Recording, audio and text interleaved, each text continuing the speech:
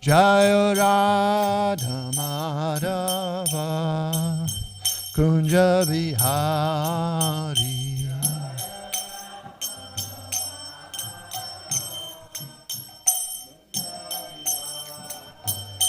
Jaya Gopi Jana Vallabha Girivardhari.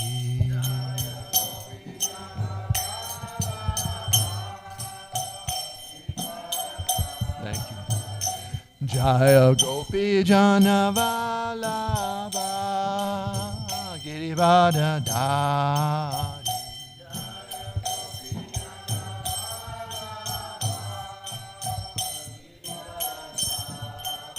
Yashoda Nandana Braja Janaranjana.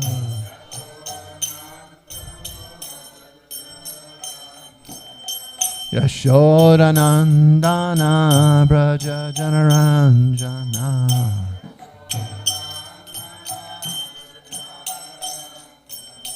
Jamuna Tira Vanachari.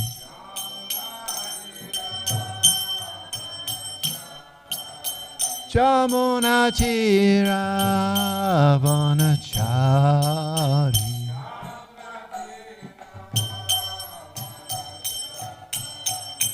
Jaya Radha Madhava Kunja Bihari.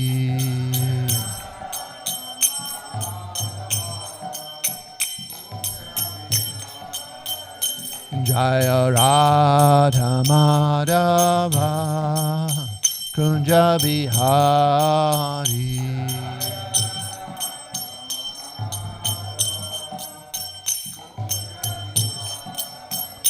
Jaya Gopi Jana Vallabha Girivardhari.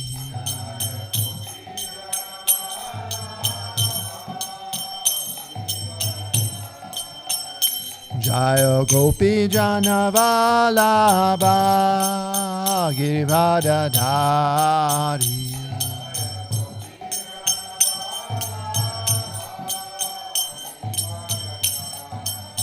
Yashoda Nandana Braja Janaranjana.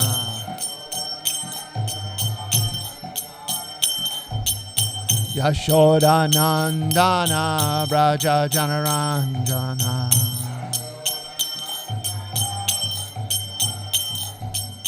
Jamuna Tira Vanachari.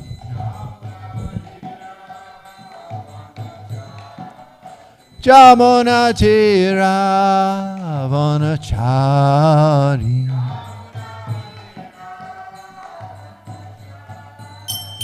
Jaya Radha Madhava Kunja Bihari.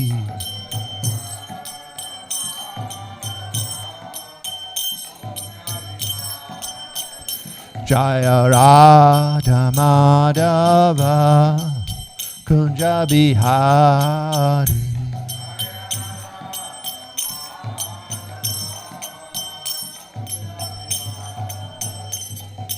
Hare Krishna, Hare Krishna, Krishna Krishna Hare Hare, Hare Rama, Hare Rama, Rama Rama Hare Hare.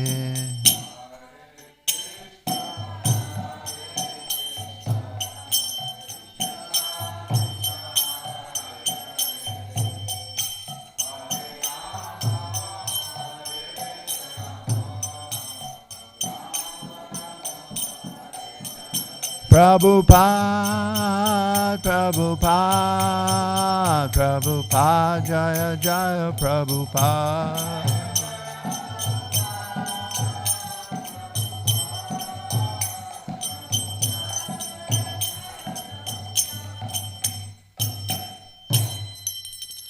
Itagora Premanandi.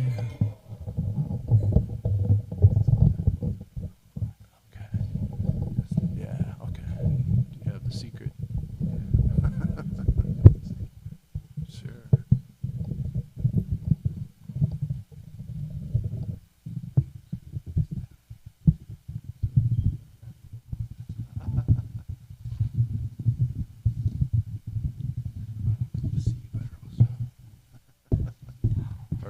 Thanks, Prabhu.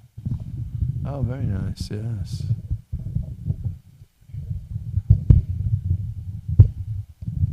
I was thinking to go buy a couple more. They go through them so fast. We need to make some bamboo ones, they'll last forever, right? Thank you, Prabhu. Om Namo Bhagavate Vasudevaya.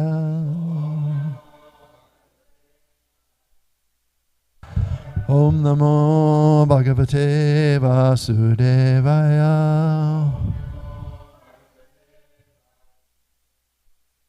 Om Namo Bhagavate Vasudevaya.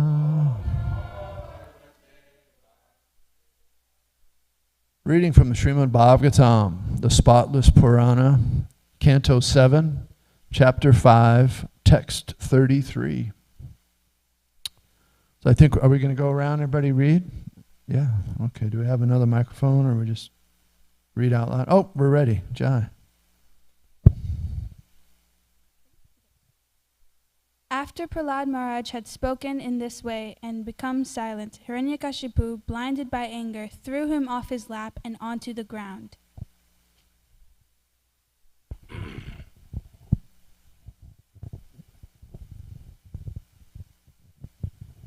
Indignant and angry, his reddish eyes like molten copper, Hiranyakashipu said to his servants, "O demons, take this boy away from me.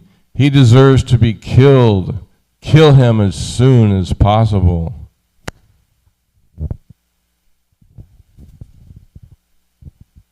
Although Prahlada is 35, this boy Prahlada is the killer of my brother, for he has given up his family to engage in the devotional services of the enemy. Lord Vishnu is like a menial servant.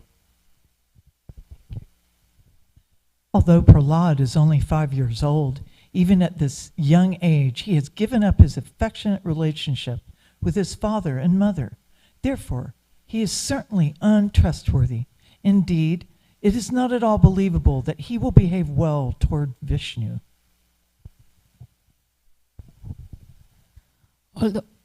Although a medical herb being born in the forest does not belong to the same category as a man, if beneficial, it is kept very carefully. Similarly, if someone outside one's family is favorable, he should be given protection like a son. On the other hand, if a limb of one's body is poisoned by disease, it must be amputated so that the rest of the body may live happily. Similarly, even one's own son, if unfavorable, must be rejected, although born of one's own body.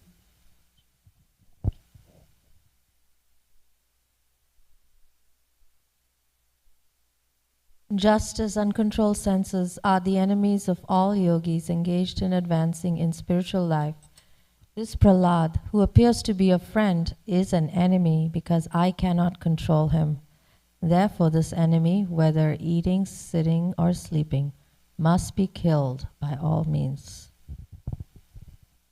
The demons, Rakshasas, the servants of Hiranyakashipu, thus began striking the tender parts of Prahlad Maharaj's body with their tridents. The demon all had fearful faces, sharp teeth, and reddish coppery beards and hair, and they appeared extremely threatening, making a tumultuous sound, shouting, "Chop him up, pierce him." They began striking Prahlad Maharaj, who sat silently, meditating upon the Supreme Personality of Godhead. Even though a person who has no assets in pious activities performs some good deed, it will have no result. Thus the weapons of the demons have no tangible effects upon Prahlad Maharaj because he was a devotee, undisturbed by material conditions and fully engaged in meditating upon and serving the Supreme Personality of Godhead, who is unchangeable, who cannot be realized by the material senses, and who is the soul of the entire universe. My dear King Yudhishthira, when all the attempts of the demons to kill Prahlad Maharaj was futile. The king of the demons, Hiranyakashipu, being most fearful, began contriving other means to kill him.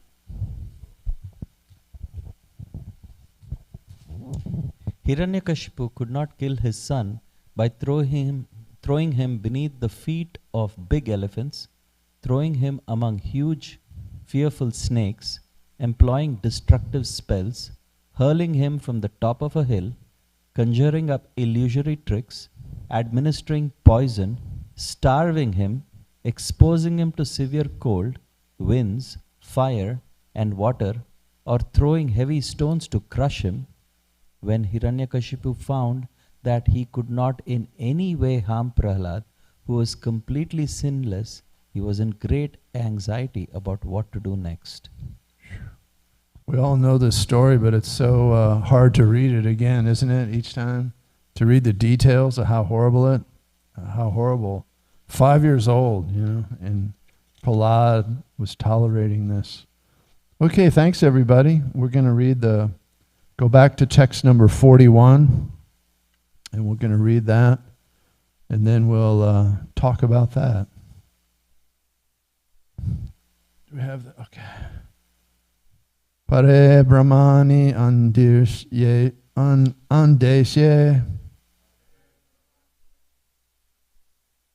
Bhagavati Akil Atmani Yuktatmani Afala Asan Apunyasyeva Sat Kriyaha. Please repeat. Hare Brahmanya Nirdeshe Bhagavati Akmani Yuktatmani Afalasam Apunya Seva Satkilha. Hare Brahmanya Nirdeshe Bhagavad Mani Yuktatmani Apapasan Apunyasyeva Satkriya.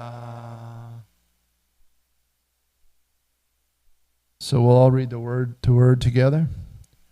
Pare, in the Supreme, Brahmani, absolute, Anirdeshye, who is not perceivable by the senses, Bhagavati, the Supreme Personality of Godhead, Akila Atmani, the Supersoul of everyone, Yukta Atmani, on whose mind was engaged Prahlad, Afalaha, without effect, Asam, where, Apunyasya, of a person who has no assets in pious activities, Eva, like, Satkriya, good activities like the performance of sacrifices or austerities.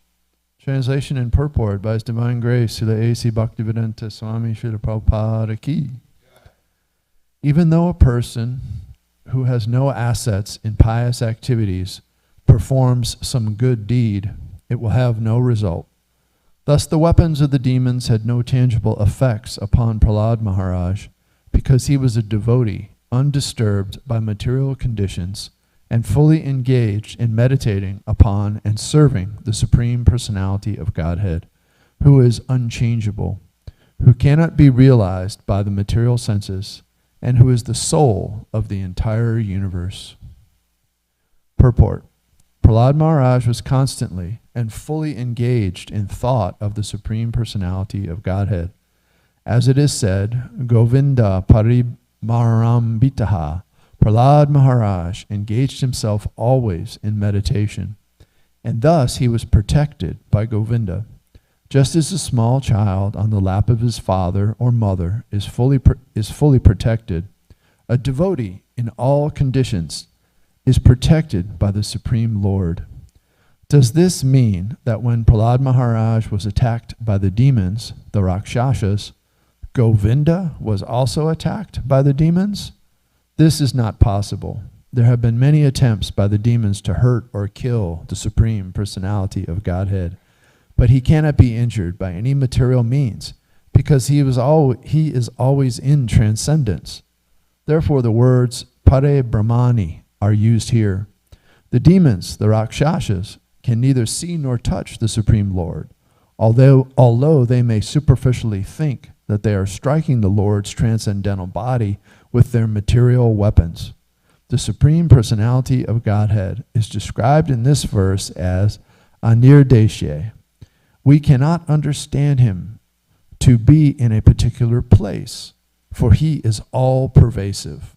Moreover, he is Akhili Atma, the active principle of everything, even material weapons. Those who cannot understand the position of the Lord are unfortunate. They may think that they can kill the Supreme Personality of Godhead and his devotee, but all their attempts will be futile. The Lord knows how to deal with them. Hamaganam Tirandasya Jananjanan Sakaya Chakshu Unmilitam Jena Tasmai Shri Guruvay Namaha Shri Chaitanya Manobishtam Syapitam Jena Bhutale Swayam Rupa Kadamayam Didanti Sva Badantikam.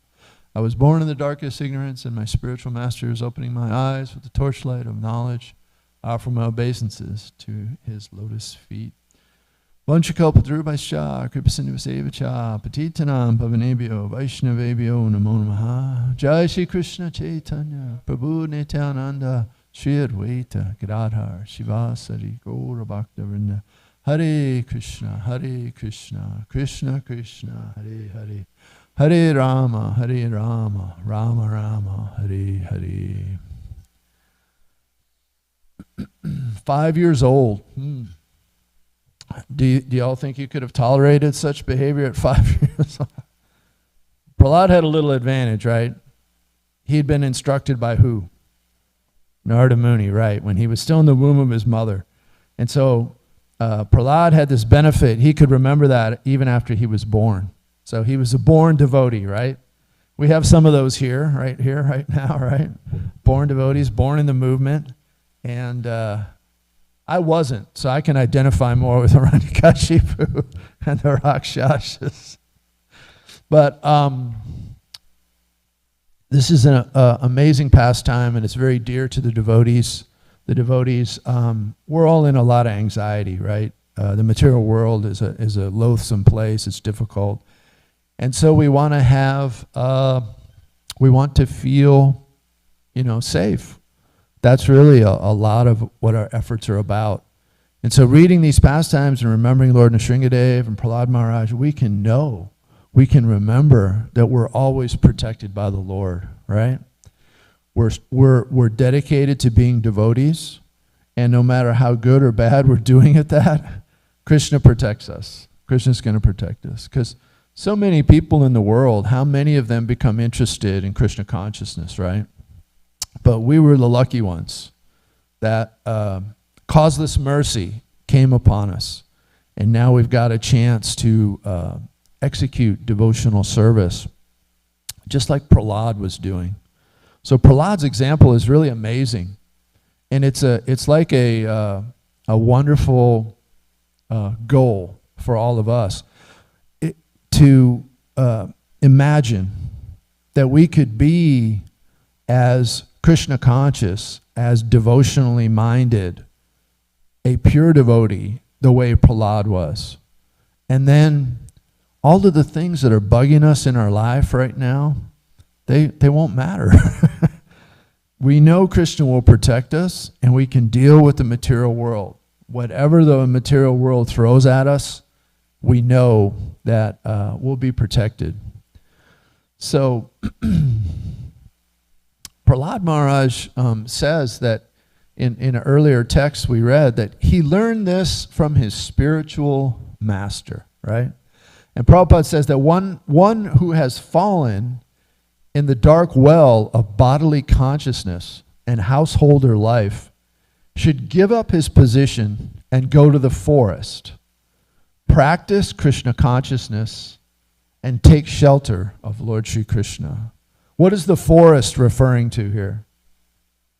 Vrindavan, right. You go to Vrindavan and take shelter of Krishna. This is where the bhaktas go to have concentrated time thinking of Krishna, performing devotional service. Where else besides Vrindavan can you go and get that same atmosphere? Right here. We're sitting in Vrindavan. And so we don't have to give up our grihastha ashram. In fact, for most of us, that's the proper ashram to be in, right? To have a family, to have a wife, to have a husband, whatever you need. If you have those desires in your life, you should get a family situation. And then you will find that Krishna gives you things and you go through things in such a way you can become detached from it. It's really amazing, you know? So it's a wonderful ashram. It's the ashram for most of us, right? And it is just as good as sannyasa ashram or brahmachari ashram if that is what your nature is and you need to be in that ashram. Not everyone needs to be in grihastha ashram. Some can be in sannyas, brahmachari, and those persons have overcome the need. They've overcome attraction to the opposite sex. And so for them, that ashram is appropriate. But for all of us, the Gita says that even a grihastha fully engaged in Krishna consciousness should be considered like a sannyasi under extreme austerities.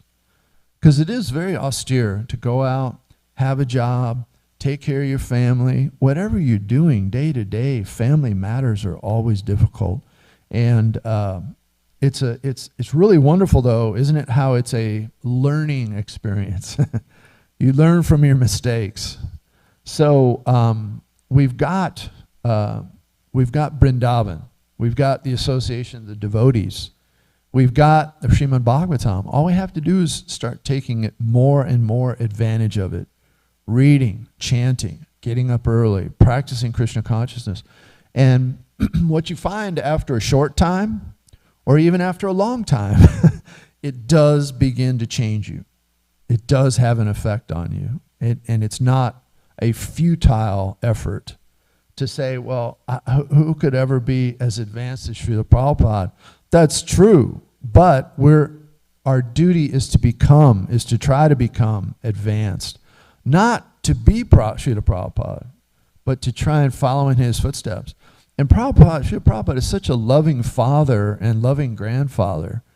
Whenever you read his purports, whenever you hear him speak, his language, it's just full of love.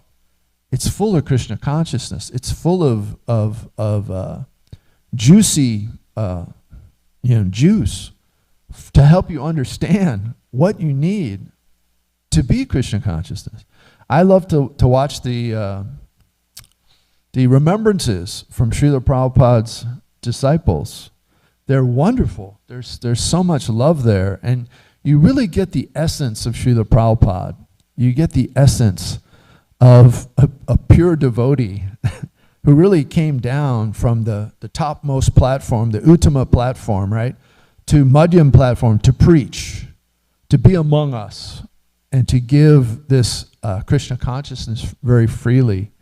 And so the importance of guru is there. We need guru. Prahlad learned from his spiritual master.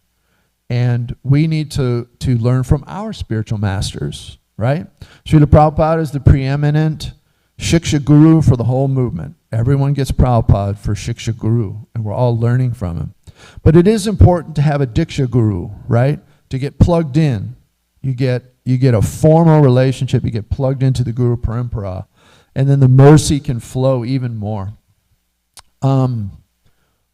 Specifically looking at text 41, Prahlad was always, constantly, fully engaged in the thought of Krishna, Govinda. Govinda, one who gives pleasure to the senses and the cows. So Prahlad was getting full satisfaction to his senses by thinking of Govinda. And that's what Govinda means, one who gives pleasure to the senses. So this is our goal. This is what we want to do. He was always hearing, speaking about, thinking about Krishna.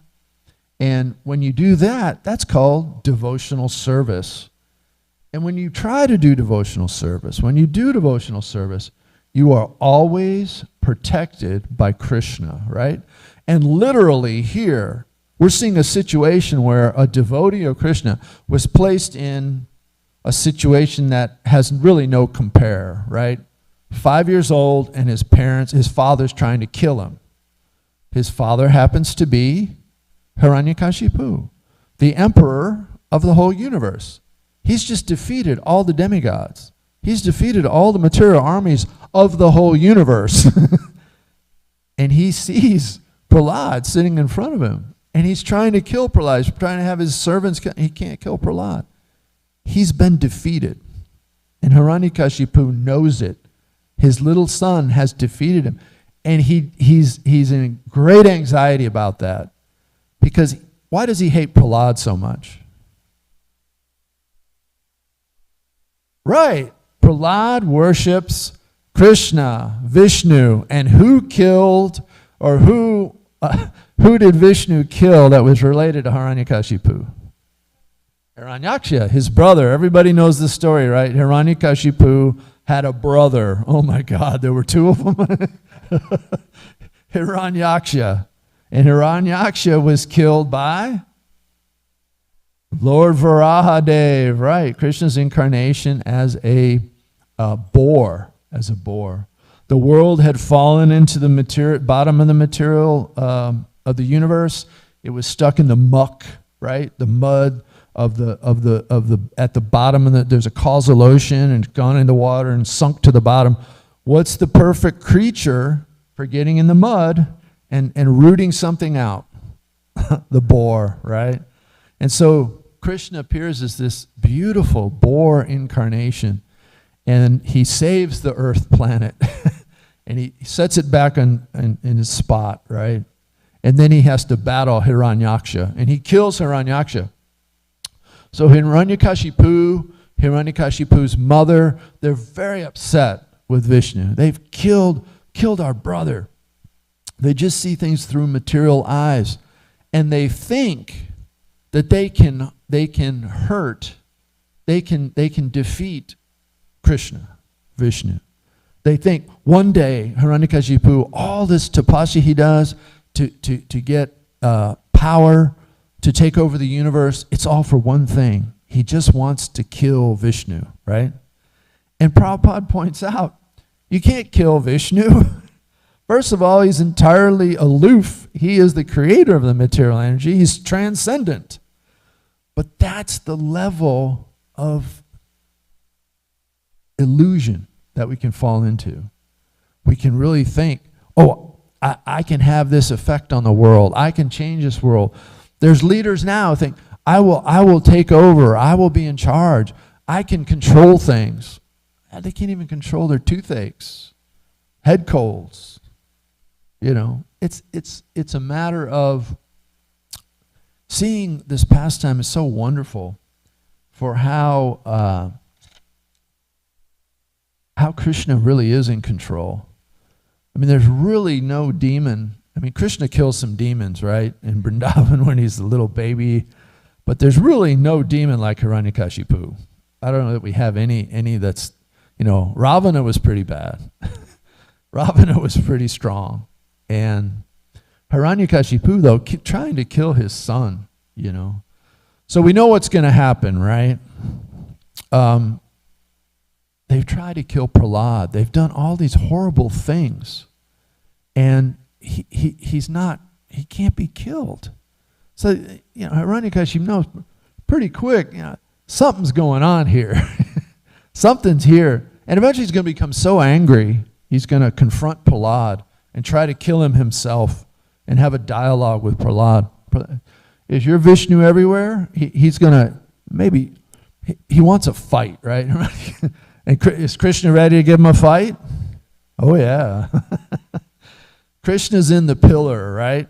That Hiranyakashipu is going to strike. He's going to say, is your Vishnu everywhere? Prahlad said, of course. He says, is he in this pillar? Yes. So Hiranyakashipu takes his sword, he smashes it into the pillar. Before that happens, Lord Nrsingadev burst out of the pillar. He burst out, and for like hundreds of miles, everything was destroyed, right, in the path of what came out. And the roar was heard in the whole universe. It shook the whole universe, the roar. And Prahlad knew he was in there. It said Prahlad could see him smiling. He could see that Lord Nrsingadev ready to come out.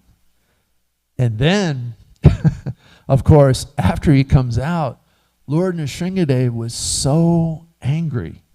He was so mad. He was just terrifying. The demigods couldn't even look at him.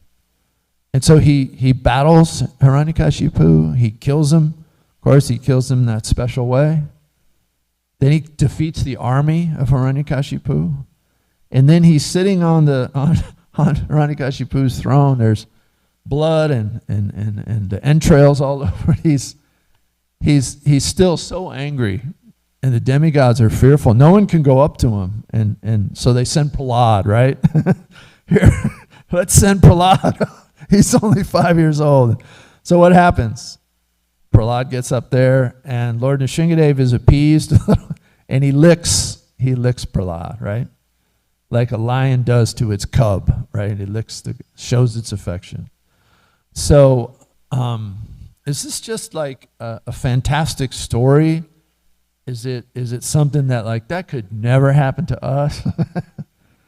No, I don't think so. I personally feel the Lord's protection all the time. And sometimes Srila Prabhupada said that when you feel especially scared or that you need protection, you're in a very difficult situation, you can pray to Lord Nrsingadev. And Tamal Krishna Maharaj pointed out, this is interesting. He didn't say pray to Krishna. He said pray to Lord Nrsingadev. So it's very interesting. And so we know that Lord Krishna and Lord Nrsingadev are non-different, right? Lord Nrsingadev is an avatar. He's an incarnation, a plenary expansion of the Godhead who came for a pastime. And that pastime is really important for us because it shows us what we need to learn within devotional service about how Krishna will protect us. And so we want to pursue Krishna consciousness the way Prahlad did. We know that Lord Nrsingadev, that Krishna, that devotees, Guru, the holy name will protect us. They're all there to protect us.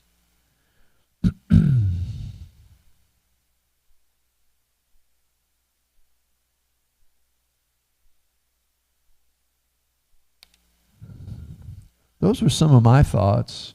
Does anybody else have any realizations or comments or something that especially struck you about this? We've got some time, we can discuss it, or I can read another section. But this is what happens when you, for all of y'all, everybody in here, as you've heard this, as you've heard the Bhagavatam, things might have occurred to you, right? Special things. If you share those with others, it's beneficial to us. Because I thought about a couple things reading this, right? But everybody here will have special realizations that are different. And when we share those, it makes it even better. Because I have so much to learn. And just real quick, I wanted to say this too before we started. I neglected to say it. I feel so grateful to be here with all of you. Each and every one of you, because every devotee is so special and so rare, right? How many? There's what is there, like 5 billion, 6 billion people on the planet? 8 billion already. Wow. And it's how many of them really become interested, get a chance to do this? We're so fortunate. So, comment, question? Haribo, thank you for the class. I'm grateful that you gave it. You brought Thank a lot you. of life to the pastime. One point that I was thinking of, I don't know how to describe its significance, but I feel it's significant that even Lakshmi was scared to approach Nrsingadev. All the demigods and even his own consort, his wife, Lakshmi Devi, was scared. She brought Prahlad up. She's like, Prahlad. Oh, that's cool. I didn't know that. You know, he's so angry, and when you get angry, what happens? You get hot. You get heated up. Fire starts around Lord Nrsingadev. When the one devotee, Dhruva, went on a pilgrimage to Ahovalam, and he was going to the temples in Ahovalam and seeing the images, the deities of Lord Nrsingadev, and through some sections of the forest, it was on fire. And he said the Lord had just come through there, and so it lights little fires, and as the Lord goes by, he's still angry. Lord Nrsingadev is still angry at Hiranyakashipu. Yes, Prabhu. The couple different things. Now that you mentioned the fire, when the devotees had the wonderful sculptist manifest Lord Nrsingadev in Mayapur, when he was done, he took a little break and went somewhere and his friend came back, or somebody relative came back and said, hey, the barn where you were keeping Lord Nrsingadev is burning on fire. The whole thing's burnt down. So he called the devotees and said, please hurry, come and get Lord Nrsingadev. He's already here. He's burning things up already. But Prabhupada was saying, like you were saying about all the different demigods were offering different prayers to Lord Nrsingadev, Lakshmi, everybody was there. And nobody could pacify Lord Nrsingadev. So then Lord Brahma, this is in Prabhupada's class that I happened to be in Mayapur in 1976. Jai. And it's beautiful, you can listen to all those classes. And he said it was something like sending a small child into the cage with a lion. He said when Lord Brahma sent Prahlad Maharaj to go to Nrsingadev, he was so angry, it was like sending a little child into the cage of a lion. But of course Lord Nrsingadev was in love with Prahlad and came just for Prahlad.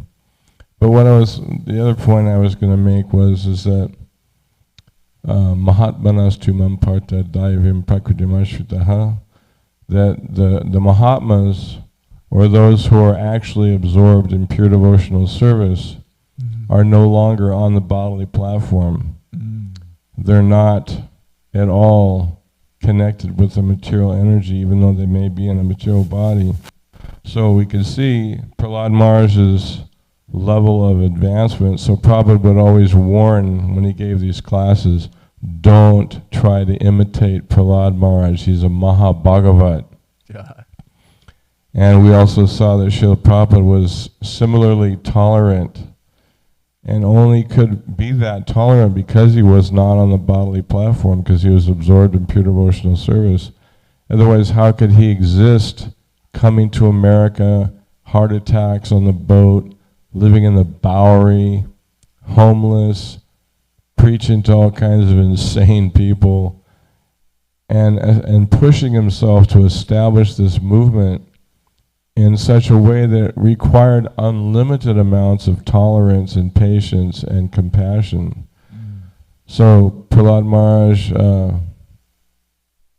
he had so much compassion that he felt sorry for the fools and rascals of this material world. So in Lord Chaitanya's pastimes, Vasudev Dutt was considered the incarnation of Prahlad, and he begged Lord Chaitanya that he said, all living beings in the universe, he said, I want to take all of their karma so they can be delivered from the cycle of birth and death and go back home, back to God. And Lord Chaitanya said, well, he said, Krishna will fulfill your desire because he fulfills all the desires of the devotees, but he won't allow you to take the karma of all the living beings. But we can see that when the Guru accepts a disciple, that Prabhupada explained that when he would be suffering, that it was due to the bad activities of his disciples. So we have to appreciate the incredible sacrifice that the spiritual master takes by accepting us fallen souls somehow or other out of his causeless mercy to try and engage us in devotional service. And I just did my reading last night, and I'm doing the first canto of the Bhagavatam. And Prabhupada explained this verse where by rendering service, you get causeless knowledge and detachment. Ooh. And so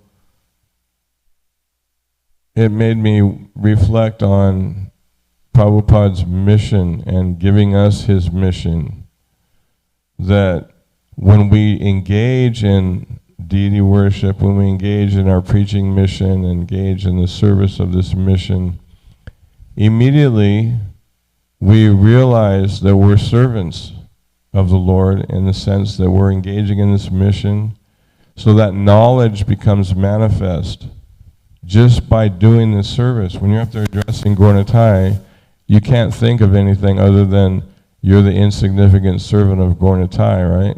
Mm-hmm. And that you're spiritual master. So it's automatically, the service puts us in contact with real knowledge.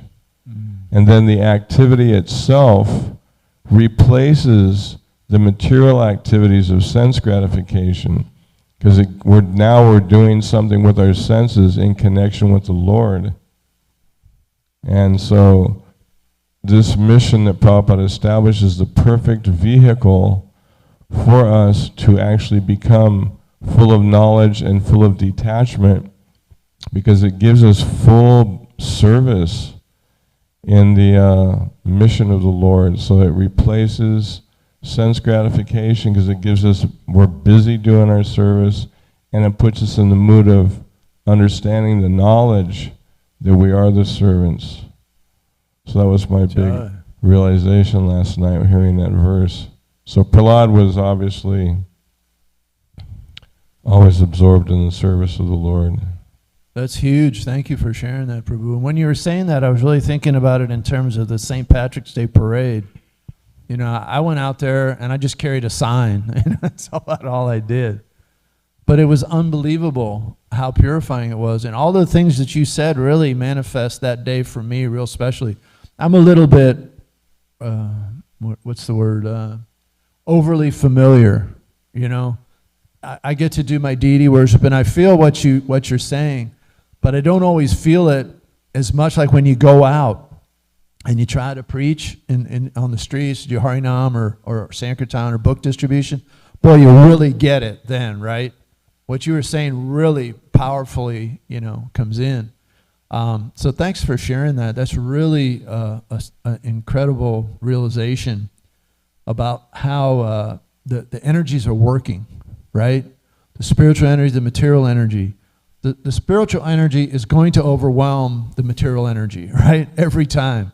But we keep not letting it happen, right? At least me, I'll speak for myself. The more open we are to it, the spiritual energy is ready to help us unlimitedly, right?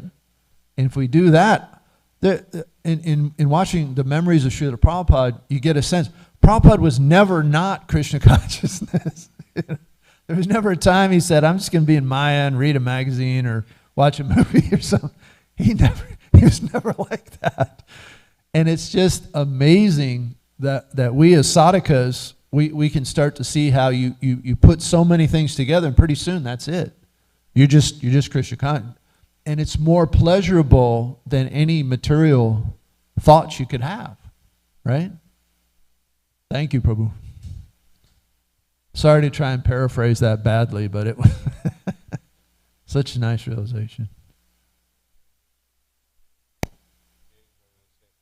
Here I am, you know, with my health issues, and I'm totally miserable. I'm getting up every day, getting ready for weeks in advance for the parade, because there's so many little things you got to get ready to do it, you know. And I'm getting up and I have to rest every few hours, and I'm totally in anxiety, just trying to make sure I get everything done, because there's a huge amount of stuff to get done, and people and this and that, and prasadam and blah, blah, blah. And I'm thinking, finally we're sitting in the truck, and I was watching you carry the sign, and you had that hat on, and I was like, Dharma looks like the perfect transcendental Irishman out here. He really looked classic. I was like, wow, Dharma's perfect for this job. He looks like a complete Irishman. And he's holding the Mahamantra, and all these insane people on the street are chanting with us. That was sweet. Thanks, Prabhu. Anyway, then I realized, I was like, wow, I was all in anxiety and suffering, and now I'll look at it. Now it's like this whole transcendental experience. It was completely worth it, you know? Absolutely. It Absolutely. was so amazing. So we have to undergo this tapasya of preaching, getting ready for the preaching, getting ready, then finally doing it. And that tapasya is the mercy of us being able to completely absorb ourselves in that service. And just like Prabhupada, when he was pushing the devotees in Bombay, and pushing the devotees in Vrindavan, and pushing the devotees in Mayapur to build these properties, they're getting ripped off, they're getting cheated by the lawyers, they're giving up even, and Prabhupada has to come to the rescue 3 different times in Bombay to reestablish the whole purchase. And everybody's like, Prabhupada, I can't even chant my rounds properly. I'm always thinking about the building materials and getting ripped off by these people and this and this and this. And Prabhupada was like, yes. He said Arjuna didn't sit on the chariot and meditate on Krishna. He killed everybody for Krishna. He wasn't just doing some passive meditation. He was killing everybody. So that was his service to Krishna. So our preaching service is like that. We get to do so much, be in so much anxiety and preparation, and that's absorption and service. So the more we do that, then the more advancement we make, Prabhupada said. John. I think every year it gets better at that parade, you know, because at least for me, maybe even more realization this year than I've had in a long time, that people are seeing us enjoying something. They see us happy, smiling faces, because we're chanting the holy name, we're trying to give out, we're doing devotional service, give out love and prasad, and they're like, we're here with our intoxications and we're trying to have our fun. They're not really enjoying themselves. And they see us and it's like, oh wow, they're really having fun. You know? So that's going to be the beginnings for some souls. They're going to see, oh, that's where the real pleasure is. Prabhu, I actually have a question based on, some of the comments that were shared and actually the translation to the verse. Prabhu, if it's okay, you could just scroll up. The first sentence here, it says, even though a person who has no assets in pious activities performs some good deed, it will have no result. So I'm just a little bit not sure how to understand this statement. And here we are as, like devotees trying to share the good fortune that somehow by some causeless mercy we received. And then here we see statement by Hiranyakashipu saying that they will not have any result. How do we understand this statement? Well, you got to remember Hiranyakashipu is speaking here, right? And so he's I believe we were in the that's the part where Hiranyakashipu was speaking, right? And no, not this part. Okay. So we have, even though a person who has no assets in pious activities performs some good deed, it will have no result. This one, I struggled with this when I was reading it to prepare for the lecture. And then when I read it this morning, it was just like clear as day. It's like, wow, that's what it meant. And I think it came through the purport. Prahlad Maharaj was constantly and fully engaged in thought of the Supreme Personality of Godhead. As it is said, Govinda Parihabhita, Prahlad Maharaj engaged himself always in meditation, and thus he was always protected by Govinda, just as a small child on the lap of his father or mother is fully protected. A devotee in all conditions is protected by the Supreme Lord.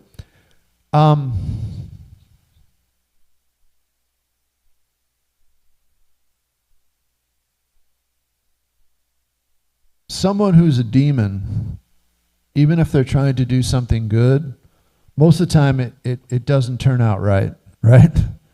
Would you agree, Prabhu? Is that what that? Good. Idea of good and bad. So they create their own religions, and so their good is relative to their own outlook produced from the modes of ignorance and passion. So the example there is that even if somebody performs something pious, the example was that the weapons didn't have any effect. Right. So that was the analogy. So yeah, people that are ignorant in ignorance, in the mode of ignorance, trying to do something so-called good, it doesn't really elevate them out of the mode of ignorance, so to speak, you know. It just, their perception is so bad that even their good is bad.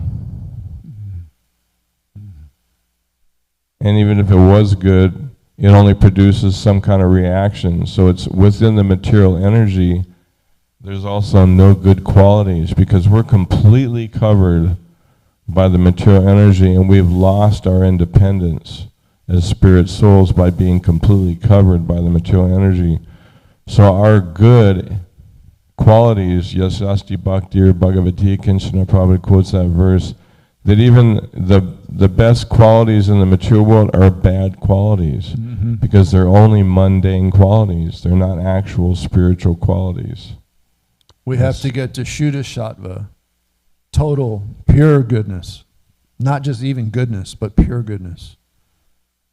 Was that good, Prabhu? Good reply? Are you clear?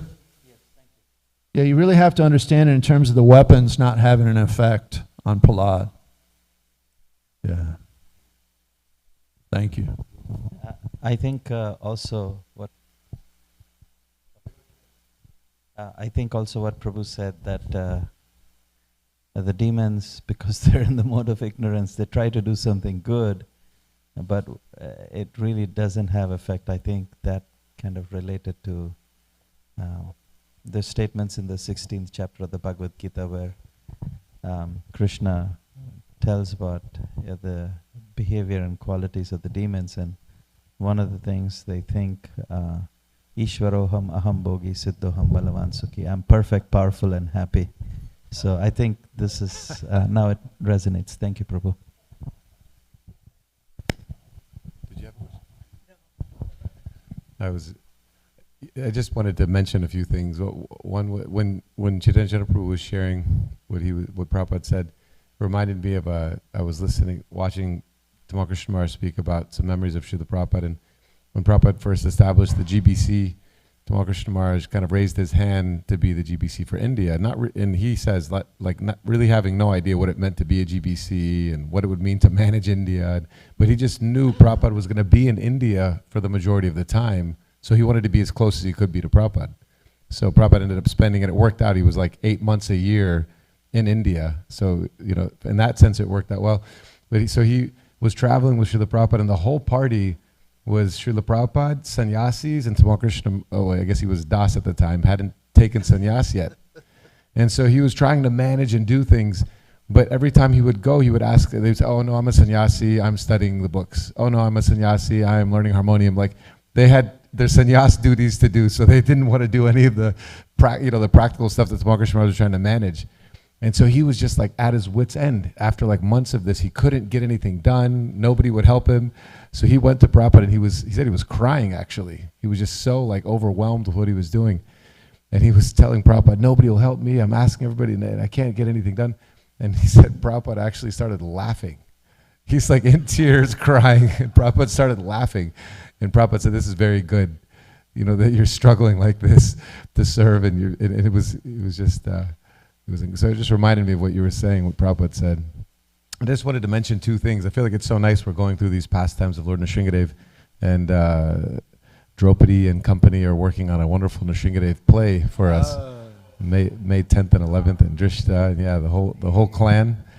So yeah, just make sure everybody marks their calendar, spread the word. May 10th and 11th, Nrsingadev play. And then also, I was thinking it was, Chaitanya Chandraprabhu reads every night on Facebook, right? They can find it on Facebook.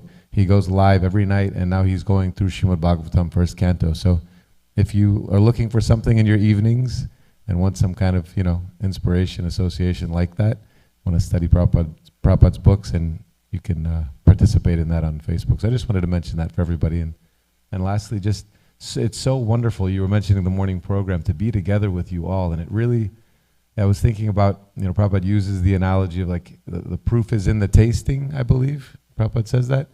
And it's just so true. When you really try it, when you really give it your all, this process of Krishna consciousness works. And it was just this morning, all of the devotees chanting and dancing together. It's so enlivening and so inspiring, and to be together to discuss Srimad Bhagavatam like this. So I'm just very grateful to you all for being here, and just hoping, I was thinking I should have mentioned it after Guru Puja, but let's tell a friend how nice it was to be together this morning for the morning program, and let's bring them tomorrow or next week or whenever we make it back, and let's continue doing this together all the way back to Godhead. Can I just add something to the story? Please. When Tamal Krishna Maharaj went to Prabhupada and said, Prabhupada, my godbrothers, they're sannyasis, they're not doing any service, they're just being, they're learning harmonium, they're chanting. He said, and he was crying. Prabhupada said, this is just like Arjuna on the chariot with Krishna. Arjuna was in the same situation. He didn't want to, he was, how can I do this? And Arjuna was crying too. So very interesting. Yeah, thank you so much for that comment. I wanted to say something else, but I forgot. But, 15 devotees were here for Mangalarti this morning. 15. Yeah, it was crowded. Everybody was uptight, up close.